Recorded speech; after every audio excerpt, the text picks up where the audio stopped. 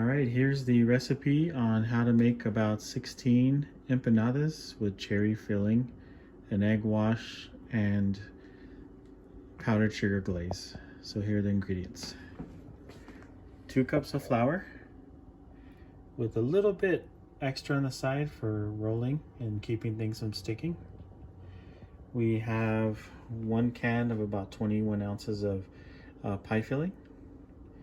We have about a cup of milk. We have 2 tablespoons of vanilla, 1/4 teaspoon of salt, 1/4 teaspoon of cinnamon. We have 1/4 of a cup of sugar, and then we have a cup of volume of shortening. And in this case, I used a 50-50 mix of a 1/2 stick of butter and the rest in shortening. For the egg wash, we have 1 medium large egg with about 3 tablespoons of water.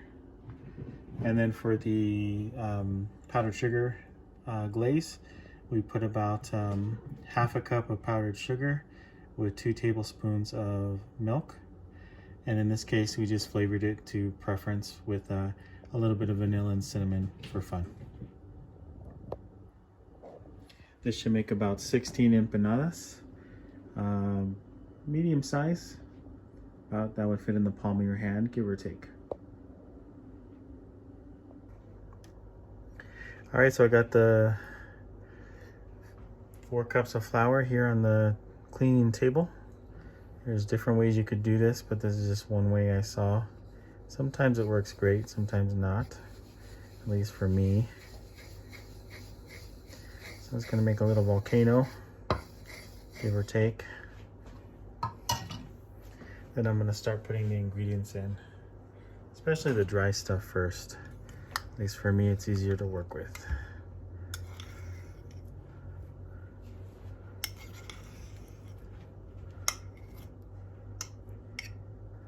All right, we got our shortening and butter. Now I'm gonna put the sugar in. Just kind of sprinkle that over the top and all the way around. I'm gonna go with our cinnamon as well. Get that in there. Salt.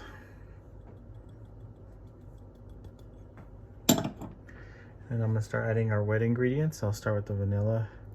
Gonna sprinkle that around there. And now we're gonna add our milk. It's about a cup of milk.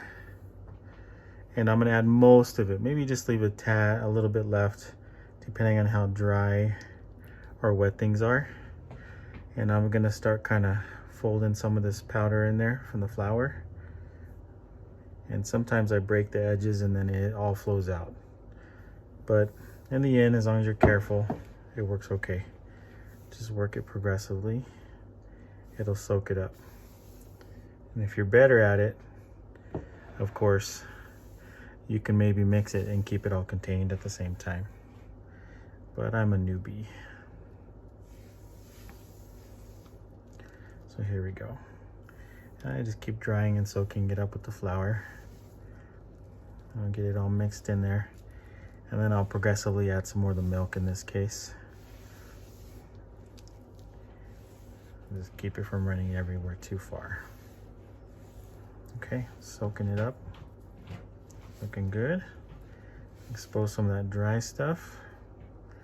I'm gonna add some more of my milk. There we go. Always nice if you have a bigger counter, but this works pretty good. Get some of that mixed in there. Okay. Get most of that milk poured in. Maybe just leave a little bit left, not much. Set that aside. And now we just mix it up really well.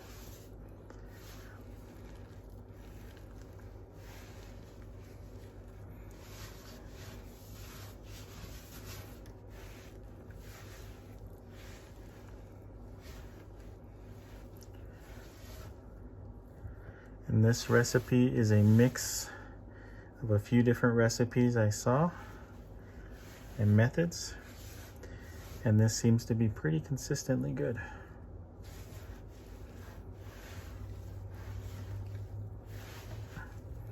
It's a little messy, but it's kind of fun.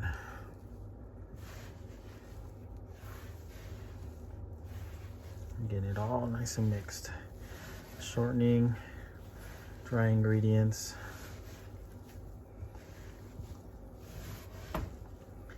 Keep scooping up more and more into my dough. Clean my fingers off a little bit. Hands are definitely clean. There we go. Starting to soak up most of it now.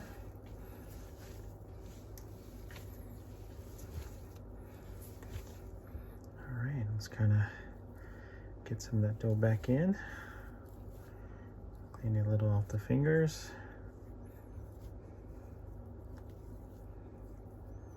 There we go. All right, I'll get some more of that material from the clean counter. Start mixing that in. There we go.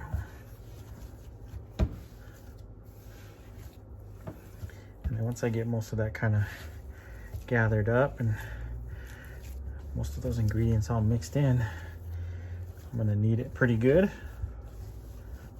just to make sure I get all that shortening, the sugar, and the vanilla, salt all mixed in really good.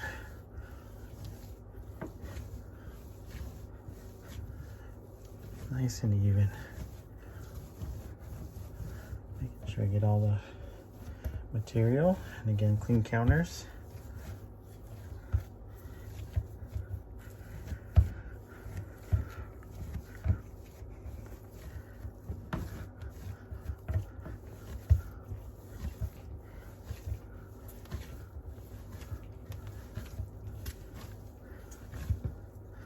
And this is regular flour. I have used gluten flour, free flour, the good quality kind. I think it's called the Red Mills. It works pretty good. Only challenge I have is when rolling the pastry dough, it can want to break to pieces and not hold together too well. I've heard you can add xanthan gum to it to help.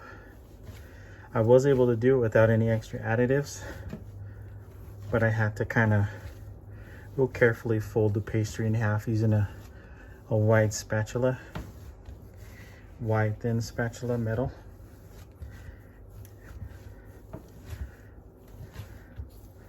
And everything kind of stuck together.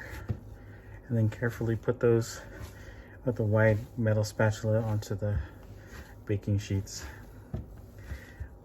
But regular dough will stick together really well. So no problems with this, with regular dough. Excuse me, regular flour. All right, here we go. All the material, extra materials off the table or counter. Now we just go ahead and keep mixing it until we're happy.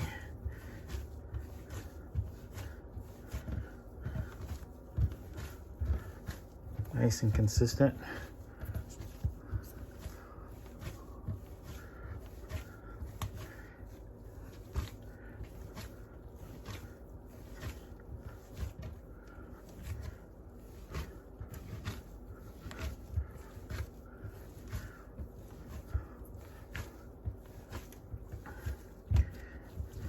Okay.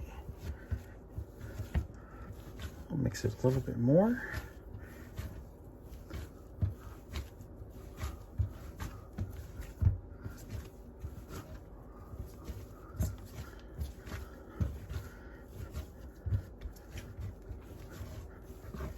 I feel good about all that shortening and the other ingredients being mixed together really well.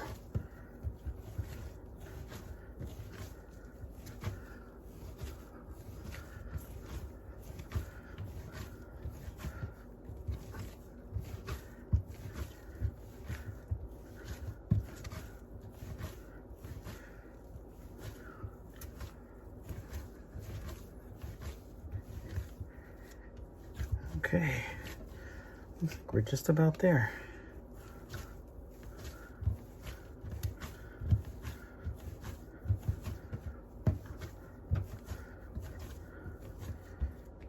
Okay, looks pretty good. I tend to overdo it a little bit.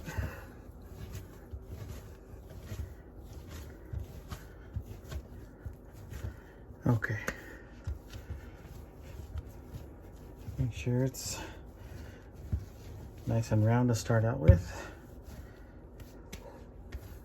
And then I'm gonna kind of roll it out just a little bit, just so I can divide it up into 16 pieces. That's pretty easy to do, so let's try it.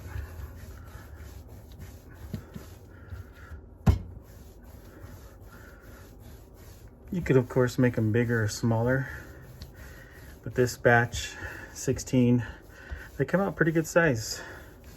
Not too big, not too little. Okay, let's roll that out a little bit. Okay, even that end out a little bit.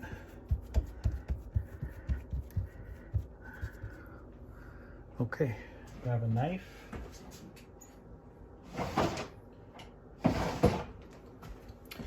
And I'm gonna cut it in half first.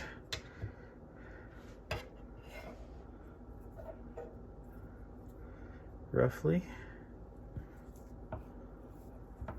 Right there. And I'll cut it in half again.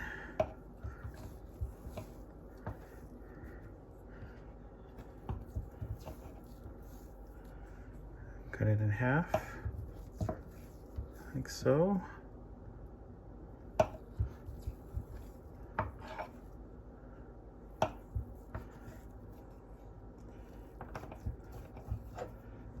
And we got 8 so far. And then there's different ways to divide it, but you can cut them sideways if you like. Works just fine. Set those aside.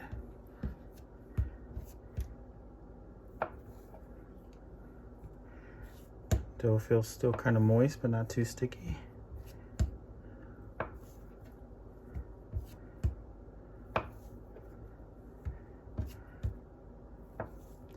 Some might be a tad bigger, some a tad smaller. Okay, now we'll get to rolling these. All right, we're gonna roll these out. Let's get started. I'm gonna put a little flour on the counter. And I'm gonna move some of my dough balls over a little bit out of the way. And we'll get started.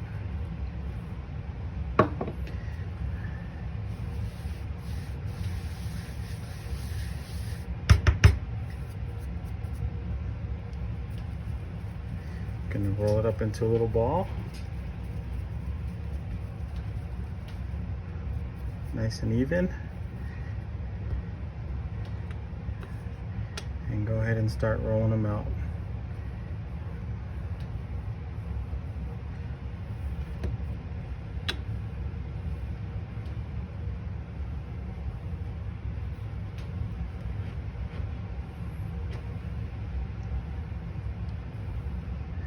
And some people are really good at this step.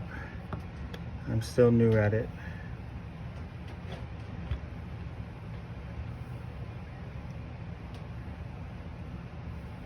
And as long as I get a good consistency and can seal them well, I'm usually pretty happy. Even if they don't look the prettiest, they always taste good.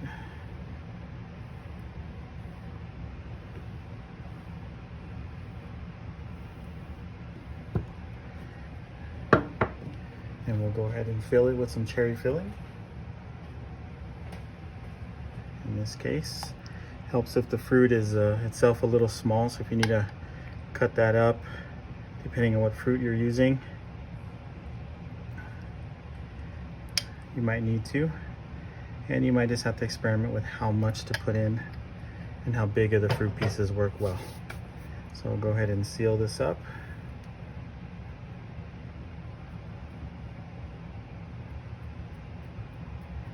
Kind of glues on itself. And then I'll fold the edges.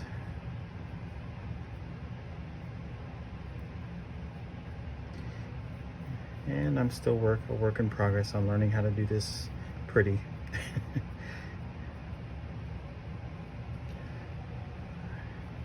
But as long as they're sealed, they're usually pretty good.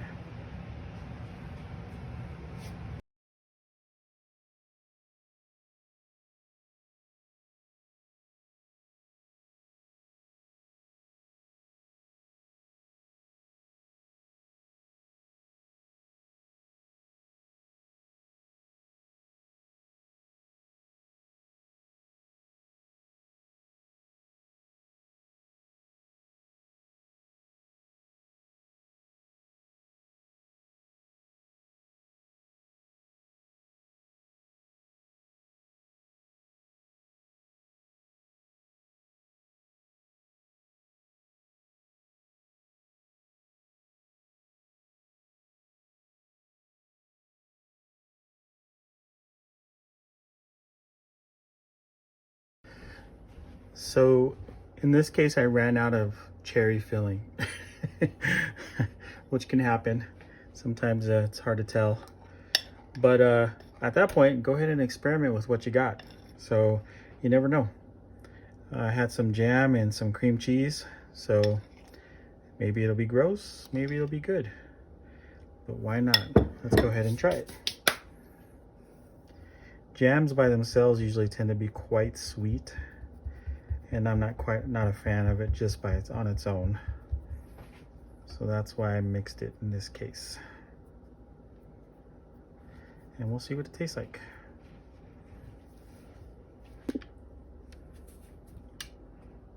All right, so now let's go ahead and give these an egg wash.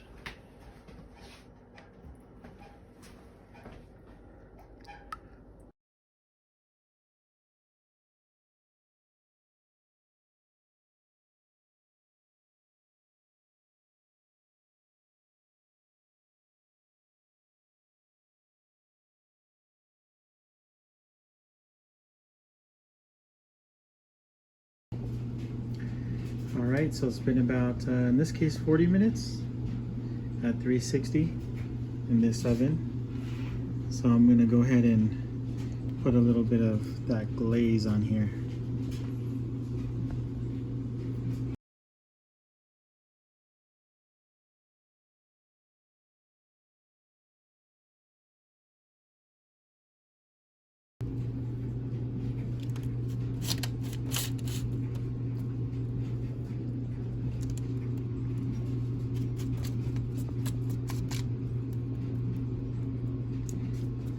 Alrighty.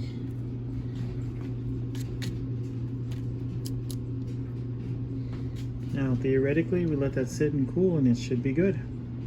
Although sometimes I've been experimenting with putting them back in the oven for just, I don't know, a minute or so, and then glazing them again just to kind of make it thicker.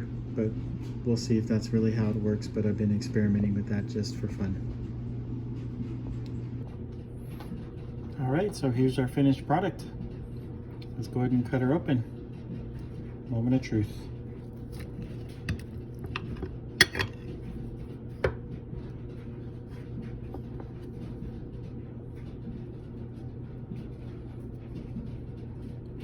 Looks tasty. Enjoy.